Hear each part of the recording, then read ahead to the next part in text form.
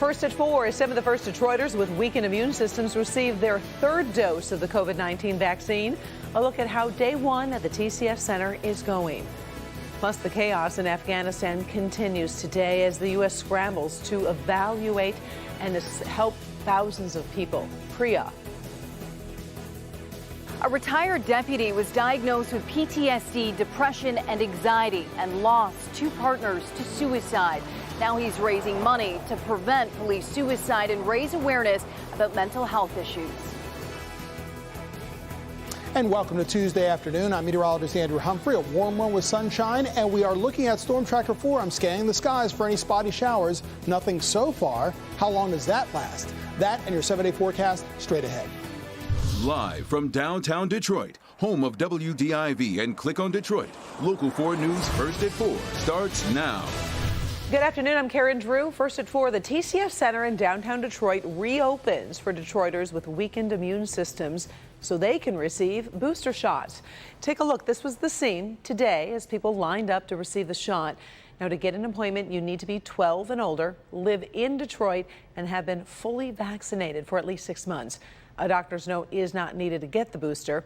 Last week, the CDC authorized a third dose of the Pfizer or Moderna vaccines for those more vulnerable to the virus. Those who got the shot say they needed the extra protection. I feel like that I'm not going to catch nothing. That's the way I feel, you know. I might go a little closer to people now than I usually been doing. Appointments can be made by calling the TCF Center. You can find their number on our website, clickondetroit.com.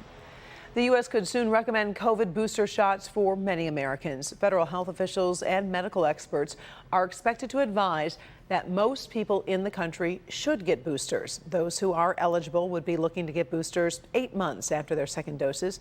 The guidance would only apply to the 2-shot Pfizer and Moderna vaccines.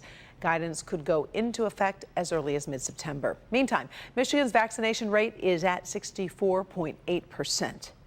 New research showing the COVID-19 vaccine is well tolerated by women who are pregnant or breastfeeding. The study included data from over 17,000 women who had received at least 1 dose of a COVID-19 vaccine.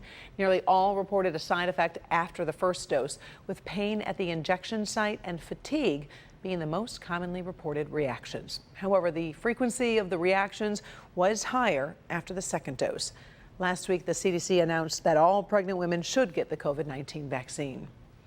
A former Lions player faces several charges in connection to a drunk driving crash in Detroit. Prosecutors say 24-year-old Alex Brown was drunk and speeding on the wrong side of I-75 when he crashed into another car. A passenger and the other driver were hurt in the crash. The Lions released Brown Sunday afternoon after the accident. Brown pleaded not guilty to several charges, including drunk and reckless driving. Bond is set at $50,000. He's expected back in court on August 26th. The manhunt continues for 43-year-old Kevin Moore. Moore is a suspect in a deadly shooting inside a Farmington Hills home.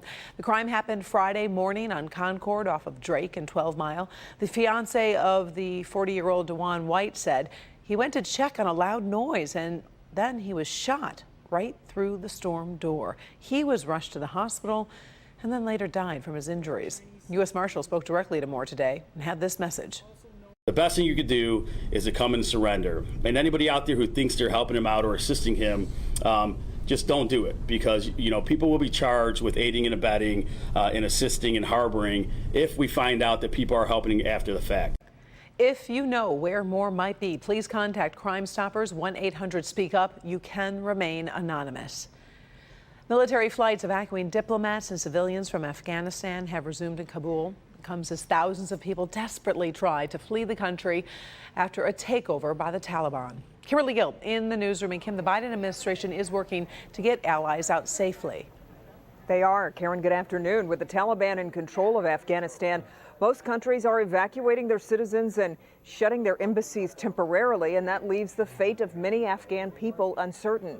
Taliban militants were making their presence felt in Kabul and other cities today as traffic and people return to the streets. President Biden admitted on Monday the collapse of Afghanistan's government unfolded, quote unquote, more quickly than the U.S. anticipated, but he stood firmly behind his decision to withdraw troops. Meanwhile, the Pentagon says the airport in Kabul is secure And they haven't had any threats from the Taliban as efforts ramp up to evacuate more than 5,000 people per day from the country. I want to reinforce that we are focused on the present mission to facilitate the safe evacuation of U.S. citizens, SIVs, and Afghans at risk, to get these personnel out of Afghanistan as quickly and as safely as possible. Thousands of refugees fleeing Afghanistan may be headed to Wisconsin. Fort McCoy in Monroe County, Wisconsin is preparing to receive refugees. Also, Fort Bliss in Texas is also being considered as a temporary site to receive refugees. The Defense Department says up to 22,000 people could come to the United States in the next few weeks. We are following the latest developments here in the newsroom, and we'll have an update tonight on the news at 5. Until then, Karen, we'll send it back to you. All right. Thank you, Ken. Sure. Time now for our first look at our afternoon forecast. How are things shaping up, Andrew?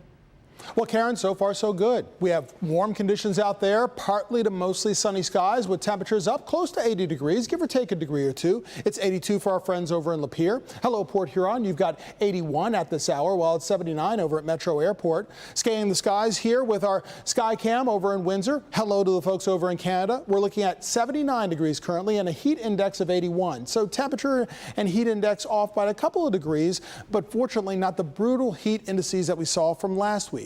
And also taking a look at Storm Tracker 4. No spotty showers yet, but that could change in the next few hours. It's still muggy enough where we might see a few. So that factors into your evening forecast. After about 5 p.m. and as we get closer to the evening hours, we're looking at an isolated shower at 7 o'clock possible. Not everyone gets one, so all your grilling plans mostly remain safe. And temperatures go from upper 70s into lower 70s after nightfall, with those isolated showers, if they occur, dissipating. We'll talk more about tomorrow, your next 7 days, in minutes. He was a Washtenaw County deputy for years and lost 2 partners who died of suicide. Shortly before he retired, Jeff Carrick was diagnosed with PTSD, depression, and anxiety. Now he's teaming up with his wife, embarking on a grueling bike ride across the East Coast. As Priya Mann explains, the couple is raising awareness about police suicide and mental health. The Ferndale couple will start their bike ride here at DPD headquarters. They'll then bike and camp nearly 700 miles, ending in Washington, D.C., raising money for a tragic reality that hits close to home.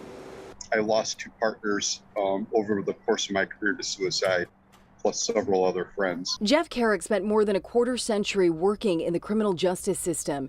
The year before he retired, Jeff was diagnosed with PTSD, depression, and anxiety. We are human beings in that we experience a vast amount of trauma over the course of our careers. Those traumas don't go away. They stay with us, and they take part of us away with them. He was with the Washtenaw County Sheriff's Department when a close friend and deputy died by suicide in 2002. He was retired when another friend and deputy died by suicide in 2019. It was pretty devastating. One partner, while I was on duty, I found out about it. And then the second partner, and I was on the other side of the world when I found out about it.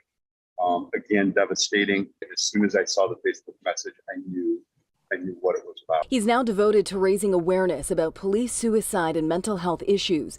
Next weekend, he and his wife, Wendy, are cycling from Detroit to Washington, D.C. We're going to ride almost 700 miles over the course of 9 days. We expect it to be a struggle. It's not easy asking for help either. It's okay to not be okay, but you have to get the help that you need. The campaign is titled the I Got Your Six Tour, which means I have your back in the military and law enforcement. Reach out, don't hold it in, be strong for yourself and for your family and for your blue family. And the family has set up a GoFundMe account. If you'd like to donate, we have information on clickondetroit.com. At DPD headquarters, I'm Priya Mann, Local 4. A reminder, if you are in crisis, please call the National Suicide Prevention Lifeline. That number is 1-800-273-TALK or 1-800-273-8255, or contact the crisis text line by texting TALK to 741-741. Still to come, here first at 4, Eminem fans may want to make sure they're subscribed to Stars. Find out who he will guest star as in a new series based in Detroit. Plus, stories making headlines across the world, including hospitals on the brink after a deadly earthquake in Haiti. And in good health, the new study suggests having someone to talk to can do wonders for your brain. We've got details next. I got vaccinated because I wanted to hang out with my friends again. I think it's really important to keep my family safe. To keep myself and my teammates safe so that we can get back to working out safely. One more step to getting rid of this pandemic altogether. I was lucky enough to get my second dosage of the COVID vaccine. To build up that herd immunity. I got vaccinated to protect my family, friends, and myself. I want to do my part as a citizen of my community. I got vaccinated. Please get the vaccine facts at clickondetroit.com.